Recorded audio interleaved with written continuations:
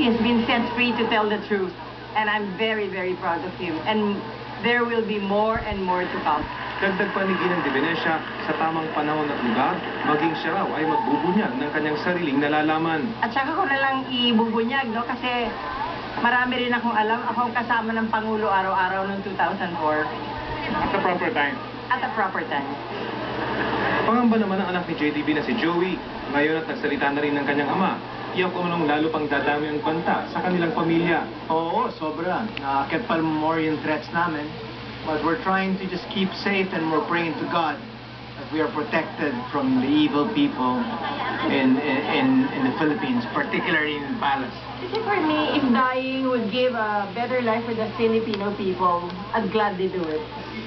Iginiit ng pamilya de Venecia, naghihiganti ang palasyo sa pangunguna ni unang Ginoong Mike Arroyo dahil sa pagpapasabog ni Joey de Venecia sa ZTE broadband deal controversy.